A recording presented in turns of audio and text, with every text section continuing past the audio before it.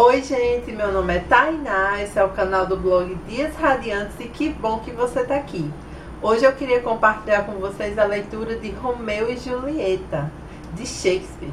Esse vídeo faz parte de um projeto que eu estou realizando aqui no canal, que é lendo obras de Shakespeare até o final do ano, porque esse ano é o ano em que se completa 400 anos da morte de Shakespeare. E Romeu e Julieta é uma das obras mais conhecidas de Shakespeare, se não pela leitura, mas pelo menos de ouvir falar. Todo mundo já ouviu falar de Romeu e Julieta, porque tem muitas referências na cultura de modo geral em relação a essa história. Tem versões, tem adaptações, tem músicas, tem citações, tem peças de teatro, filmes, não só da própria peça, mas colocando eles como personagens, ou fazendo versões, ou mencionando.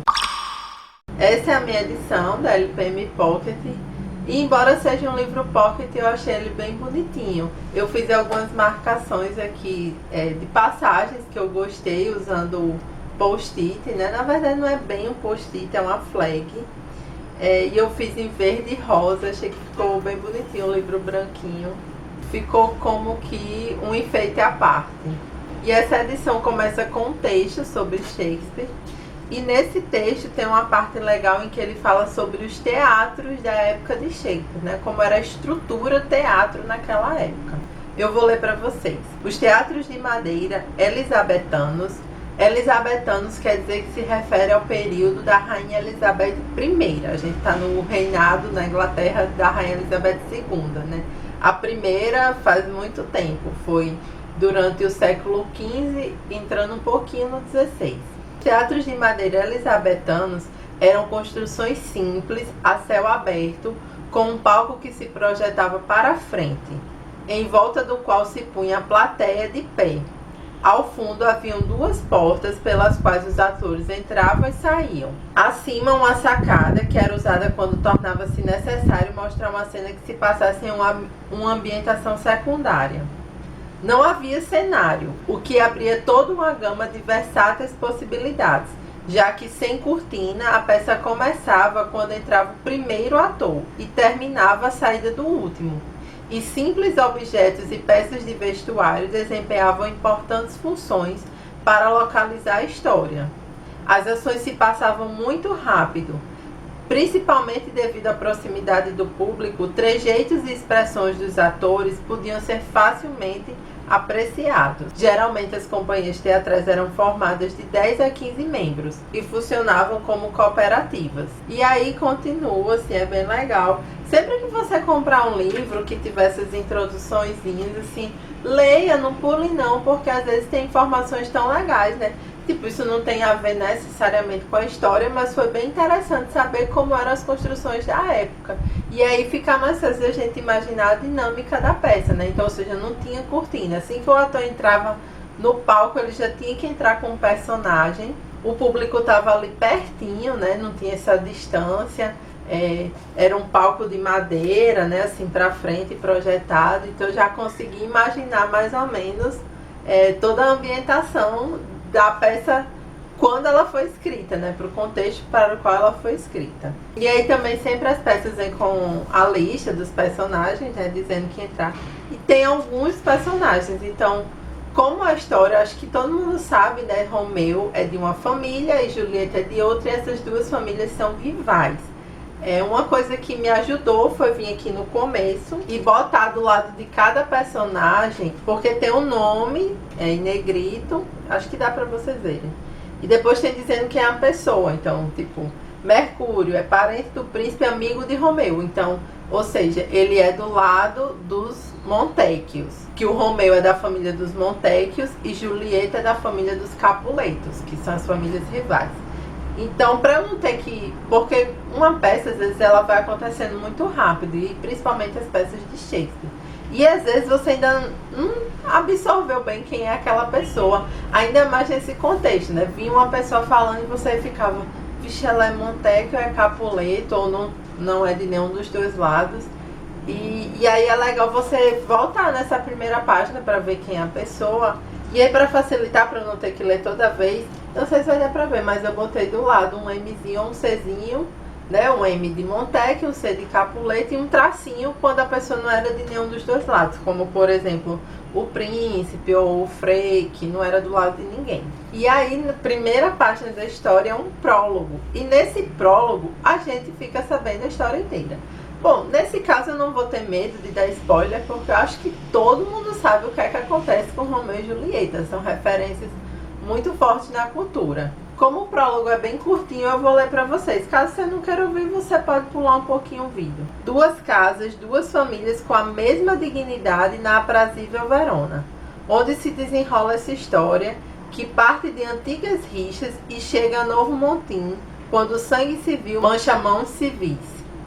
Pois da prole dessas duas casas, inimigas fatais, um casal de amantes traídos pelo destino toma sua própria vida. Seus desventurados gestos, dignos de nossa pena, resultam em que, com sua morte, enterra-se também a luta de seus pais. A terrível história de seu amor, marcada pela morte, e a permanência do ódio de seus pais, que tão somente teve um basta com o trágico fim de seus filhos, constitui o que se passa a narrar agora neste palco por 2 horas. Esta peça, se ouvida com paciência, tentará com nosso esforço promover-lhe todos os detalhes. E quando a história começa me dizendo o final dela, esse livro eu já espero muita coisa, porque se o autor ele tem tanta segurança na história que ele construiu, no enredo que ele criou, a ponto de lhe contar o final e achar que mesmo você sabendo o final, você ainda vai ler o livro inteiro para saber como aconteceu, então é porque essa história é muito boa mesmo. Então, esse autor é um prepotente. Como a gente sabe, Shakespeare é um gênio. Então, assim, ele conta o final da história, ele conta o resumo. No prólogo, ou seja, que é o anúncio da história, ele já conta tudo o que vai acontecer, né? 2 famílias rivais, 2 amantes das famílias inimigas, tem um fim trágico, perdem sua vida, e agora eu vou contar os detalhes.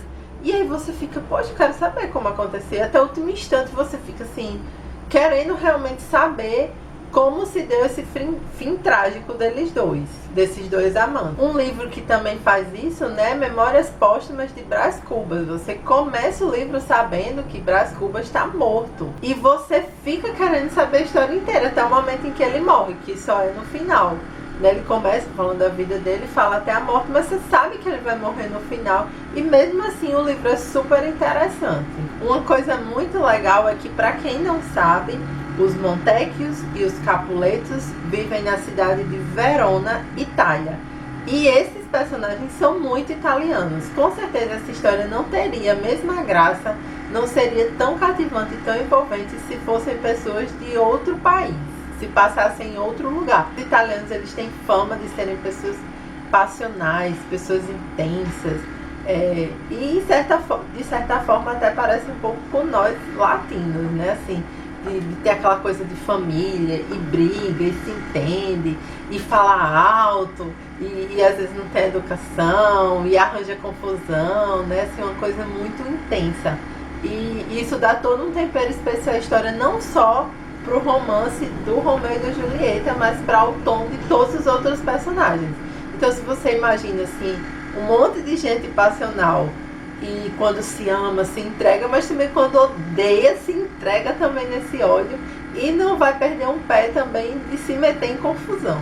Então, na primeira cena, você vai acompanhar a personagem do lado dos Montecchio brigando com personagens ligados ao lado dos Capuletos, parentes e amigos e servos e tudo mais. E aí tem uma grande confusão, e eles se encontram, ficam puxando briga, e começa você, não sei o quê, e eles começam a brigar. E uma coisa muito legal que eu não esperava encontrar nessa história é muitas cenas de humor. Então é uma história, não é só uma história de romance, mas é uma história muito divertida. Eu ri muito lendo esse livro.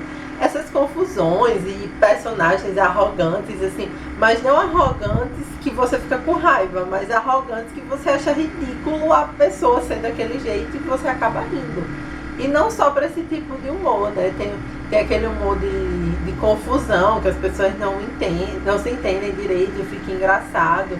Tem humor de personagens irreverentes, né? A Julieta, ela tem uma ama, né? Que é uma espécie de serviçal que acompanhava as moças e tal. E a ama da Julieta é muito engraçada, ela é muito metida, muito tagarela, assim, sempre que ela aparece você vai rir. Nessa história tem duas facetas, tem o lado do drama e do romance e tem um lado do humor e do irreverente dessa briga dessas duas famílias. Lendo nesse livro aqui, que é o Guia Cambridge de Shakespeare, que tem resumo de todas as obras dele e um comentário de algum especialista, na parte referente a Romeu e Julieta, tem uma citação de Thomas Waywood, e que ele disse o seguinte: as comédias começam com problemas e terminam em paz. E as tragédias começam em calmaria e terminam em tempestades, né? É uma definição desse teórico aqui. E é nesse sentido que, mesmo tendo tantas cenas cômicas, tantas cenas engraçadas, Romeu e Julieta ainda é uma tragédia, porque começa tudo em paz, com várias cenas de leveza, de descontração e de humor mesmo, mas termina numa tragédia. Então, e à medida que a história vai caminhando, essas cenas de humor e de reverência vão ficando cada vez mais intercaladas por cenas tensas e dramáticas e intensas, e aí vai realmente se configurando como uma tragédia. E aí, apesar de ter todas essas cenas divertidíssimas, ainda assim essa obra é considerada uma tragédia.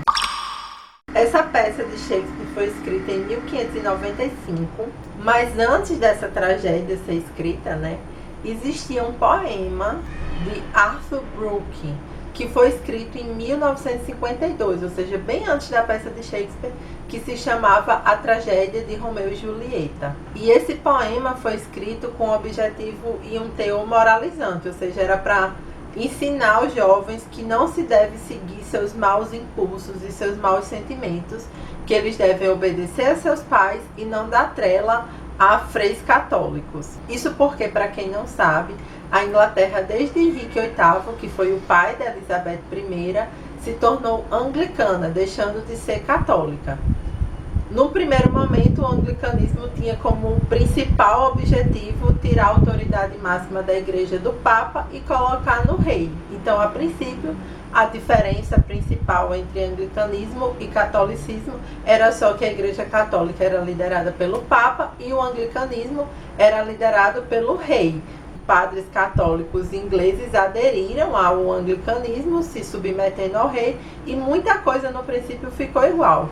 Gente, eu não sou teóloga, eu não sou historiadora, eu não sei disso a fundo. Isso é apenas uma informação superficial para a gente se situar no contexto da época da obra. Se tem alguém que está me assistindo aqui que é anglicano e quiser explicar um pouquinho mais da história do anglicanismo ou das diferenças entre anglicanismo e catolicismo, por favor, eu ia gostar muito, é só deixar aqui nos comentários. Sim, e outra diferença é que na igreja anglicana se aceita divórcio, porque o rei rompeu com o Papa justamente por isso, porque ele queria se divorciar e o Papa não autorizou. E aí ele fez isso e autorizou o divórcio. E aí também, porque o rei ficou muito chateado com tudo isso, ele decretou por lei que era proibido ser católico. E aí, com essa situação que aconteceu, eu não tenho certeza se ficou lei e terminou sendo proibido ser católico, mas mesmo não sendo lei, eu tenho certeza que havia uma hostilidade muito grande em relação aos católicos na Inglaterra nesse período, que foi muito acirrada no período da Elizabeth I, que foi quando essa poesia do Arthur Brooke foi escrita, né? Então, não ouçam freis católicos, obedeça a seus pais e não siga suas paixões horrendas. Essa era a moral da tragédia de Romeu e Julieta, escrita por ele. Só que o Shakespeare pegou esse mote, né, porque também se tratava de famílias rivais, de dois jovens que se apaixonavam, e escreveu essa peça, né? Então é inspirado nesse poema que já existe, que não é de autoria do Shakespeare, mas ele deu todo um teor diferente, inclusive tirando esse fator moralizante que existia na poesia antes. Além disso, ele criou outros personagens e deu uma ampliada no enredo, né? O enredo era muito mais enxuto nesse poema. Bom, eu não li essa poesia do Arthur Brooke, né? Porque eu não achei, eu também, na verdade, nem me interessei muito. Eu prefiro ficar com a versão do Shakespeare mesmo. E eu acho que quando o Shakespeare tirou esse teor moralizante, ele quis ficar com a essência da história, que era falar sim de amor. E tem uma frase que tem na Bíblia que diz que o amor é forte como a morte, no livro Cântico dos Cânticos. E cada partezinha da Bíblia chama livro. Então, é o livro dos Salmos, o livro do Gênesis. E tem um livro chamado Cântico dos Cânticos, que é a história de um casal, de um par romântico. Nesse livro tem essa frase, o amor é forte como a morte. E várias vezes, quando eu estava lendo Romeu e Julieta, era essa frase me vinha na cabeça, né? E era essa ideia que eu ficava, assim, o amor é forte como a morte. E eu acho que quando Shakespeare tira todo esse valor moralizante que tinha na poesia original na qual ele se inspirou, eu acho que foi essa mensagem que ele quis transmitir mais do que obedeça seus pais ou não fique seguindo suas paixões. É mostrar a força que pode ter o amor verdadeiro. Outro aspecto interessante dessa história é você olhar a perspectiva do sentimento versus razão. O Romeu e a Julieta, eles são só sentimento, né? E por isso que eu disse que também é bem legal eles serem italianos, porque a gente tem esse estereótipo no mundo inteiro de que os italianos são bastante passionais. Então, assim, o Romeu e a Julieta são bastante apaixonados. Eles se amam e são movidos, assim, por essa paixão, assim, são ações extremamente passionais. Por isso mesmo, por essa carga tão alta de sentimentos, a razão parece que fica um pouco empobrecida. É claro que não fica zero de razão, porque eles conseguem arquitetar os planos deles, embora não tenham dado muito certo. Mas assim, é nítido que não há um equilíbrio entre razão e sentimento. E na verdade, a felicidade a gente encontra exatamente quando a gente consegue conciliar essas duas coisas. E realmente não é nada fácil, né? Você conciliar os seus sentimentos com o que você sabe que é melhor para você. E também não venha ninguém com essa conversinha racionalista de que os sentimentos são ruins, o melhor é não sentir nada, porque se você não se importa, você vai ser feliz. Não. Ninguém vai ser feliz assim. Todo mundo precisa disso. Não é só que a gente olha para Romeu e Julieta e já faz 500 anos, mais de 500 anos, que eles são um símbolo do amor romântico e de um ideal colocado, porque a gente olha, a gente quer sentir isso, a gente quer sentir que é amado loucamente, desesperadamente por alguém, e a gente também quer sentir esse amor louco e desesperado por alguém. E é por isso que o Romeu e Julieta são um símbolo do amor romântico. Mas por outro lado, eles, mesmo sendo símbolo do amor romântico, eles não foram um casal feliz, né? Eles tiveram um fim trágico, um fim horrível. Então, acho que para mim é até uma forma implícita do Shakespeare dizer, olha, o amor ele acontece no sentimento mesmo, né? O amor é isso, é o que você está sentindo, é essa coisa forte como a morte. Mas se você quer a felicidade, você vai precisar conciliar seus sentimentos com a razão. Porque caso contrário, você pode sentir muito amor, mas você não vai ser feliz. Você não vai ter o equilíbrio necessário para viver a felicidade que esse sentimento pode te trazer. E não é difícil a gente enxergar isso nos nossos próprios relacionamentos, né? Quantas vezes a gente gosta de alguém loucamente, desesperadamente, mas em vez de trazer felicidade, aquele sentimento só traz problema.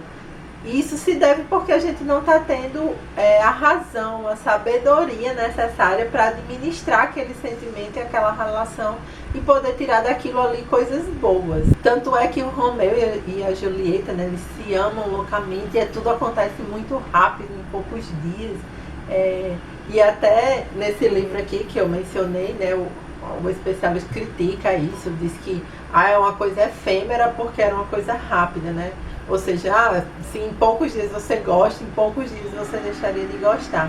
Eu já penso que não, eu penso que o amor acontece assim rápido mesmo e não tem isso de precisar namorar 10 anos para ter um bom casamento, não. Acho que você pode namorar 3 meses e ser feliz num casamento duradouro. Eu acho só que você precisa ter sabedoria para administrar tudo isso e aceitar a consequência das suas escolhas. Mesmo porque no período em que essa história se passa, a lógica da sociedade era diferente. Hoje em dia você tem que fazer faculdade, ter um emprego para poder se sustentar, para só então você pensar em casar.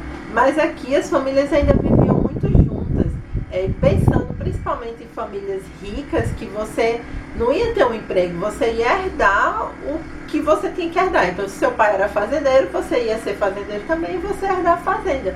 Se seu pai era comerciante, você vai ser comerciante também e vai herdar o comércio dele. Então, não tem muito sentido dessas preocupações que a gente tem hoje em dia antes de se casar, né? De, ai, como será que eu vou ganhar a minha vida? Especialmente se você vem de uma família rica, como era o caso de Romeu e de Julieta. Os filhos, mesmo depois de adultos e casados, ainda ficavam morando com os pais, né? Porque era toda uma lógica diferente de organização da sociedade.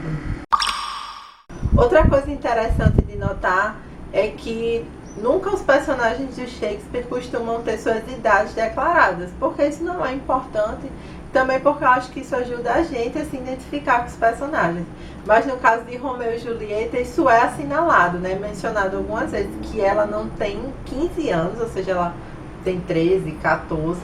E Romeu não especifica exatamente a idade, mas ele também é bem jovem, assim como ela. Ou seja, se o Shakespeare fez questão de dizer a idade deles, é porque o fato deles serem bastante jovens importa muito. E o que eu fiquei pensando disso, né, assim, o que é que o Shakespeare quis mostrar quando ele nos coloca essa informação de que eles são extremamente jovens?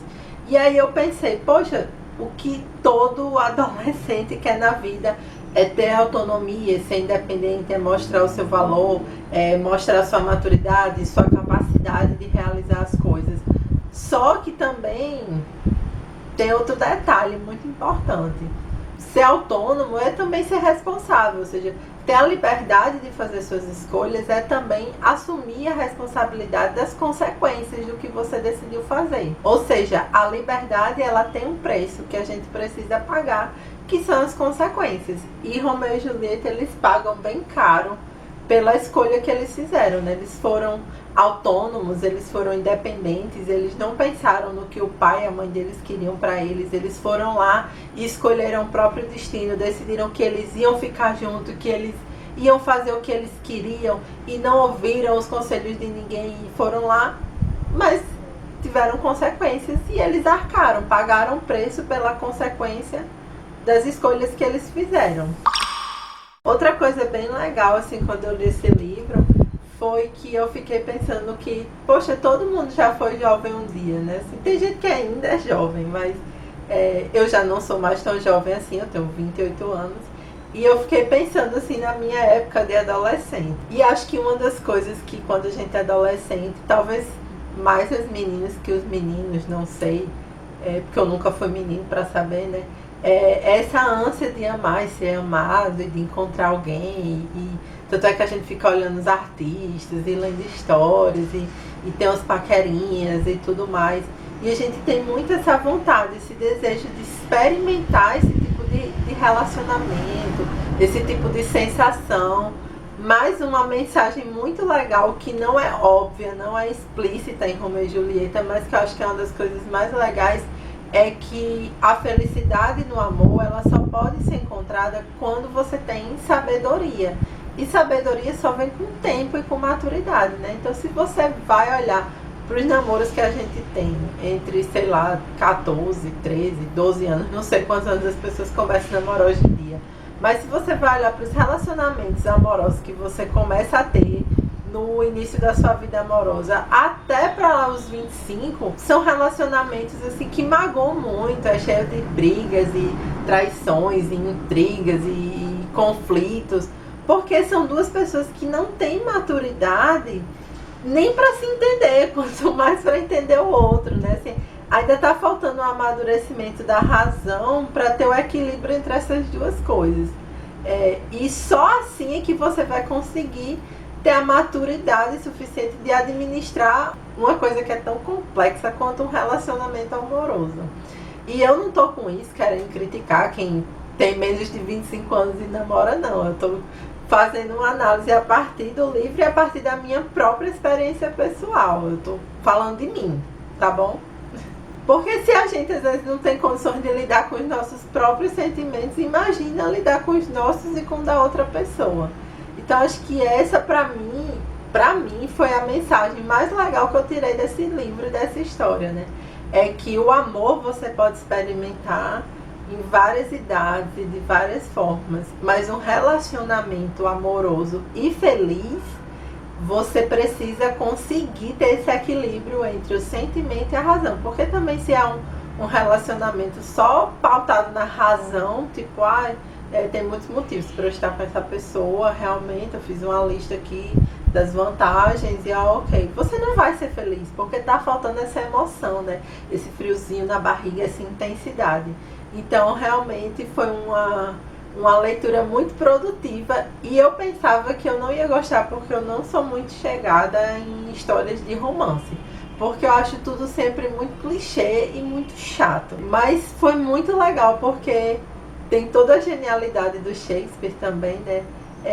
Que numa história tão simples ele conseguiu colocar elementos de toda essa complexidade da vida amorosa, pontuado também por outras questões, como questões sociais, questões de família, que muitas vezes interferem tanto no relacionamento. O final é muito lindo, porque na verdade verdadeira não termina na grande cena trágica. Ainda tem um pouquinho de falas e de cenas, e eu gostei muito. Fora que tem várias cenas lindas, várias falas incríveis. Ó, você quer escrever uma carta de amor linda, arrasar com alguém, abre esse livro, pega umas citações e coloca lá, mas não deixa de colocar referência não coloca como se fosse seu. Sim, eu já ia me esquecendo, o próximo livro que a gente vai ler é A Megera Domada, de Shakespeare também, obviamente. Eu espero que vocês leiam, para vocês no próximo vídeo poderem me dizer também as impressões de leitura de vocês. Eu também vou ler numa edição da LPM Pocket. Esse livro é muito legal, eu gostei muito. E é um livro, mesmo sendo uma tragédia, muito divertido. Espero que vocês tenham gostado. Clique em gostei. Um beijo e até a próxima. Tchau!